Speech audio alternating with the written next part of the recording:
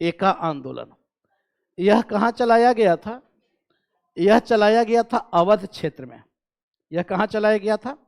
अवध क्षेत्र में चलाया गया आंदोलन था। अवध क्षेत्र में चलाया गया आंदोलन था। कब का था एका आंदोलन? यह आंदोलन 1921 में चलाया गया था। 1921 में। यह आंदोलन किसके नेतृत्व में चलाया गया था? यह आंदोलन चलाया गया था मदारी पासी के नेतृत्व में एक आंदोलन चलाया गया था। यह भी किसान आंदोलन है। यह भी किसान आंदोलन है। एका आंदोलन। एका का मतलब क्या है? एका एकला चलो रे, अकेले, है ना।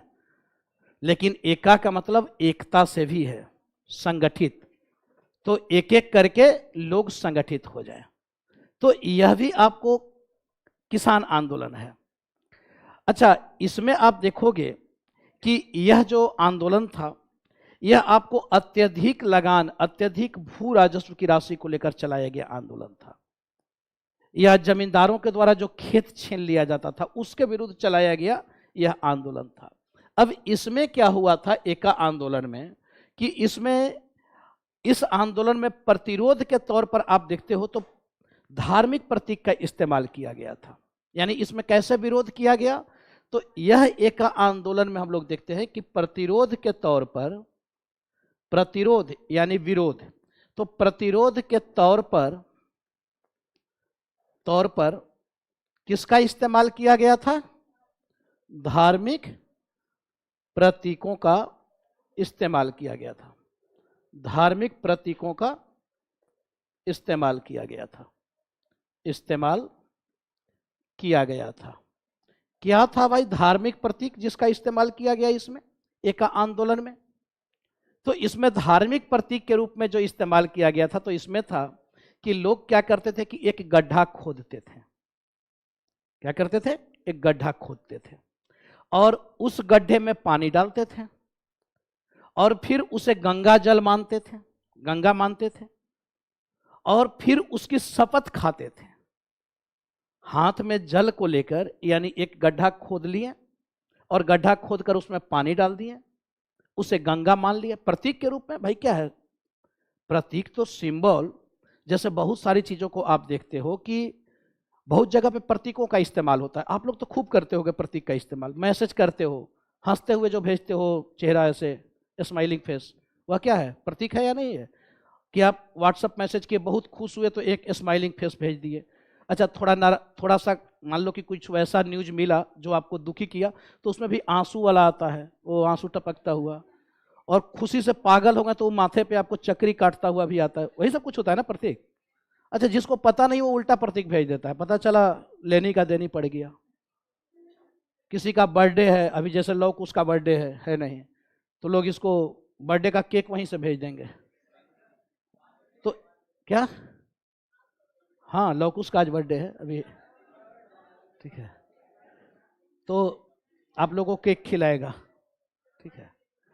तो यह हम लोग देखते हैं। तो प्रतीकों का तो बहुत जगह पे प्रतीक, जैसे आप धार्मिक प्रतीक ऐसे भी देख लो, जैसे बुद्ध को आप देख लो। तो जब बुद्ध की मृत्यु होती है, तो बुद्ध की मृत्यु के बाद क्या किया जा रहा है? बुद्ध की पूजा किस रूप में की जा रही है? प्रतीक के रूप में, सिंबॉलिक रूप में। और बुद्ध का प्रतीक क्या माना गया? स्तूप। तो जो स्तूप पूजा है वह बुद्ध का प्रतीकात्मक पूजा है, तो वहां भी प्रतीकों का इस्तेमाल किया जा रहा है।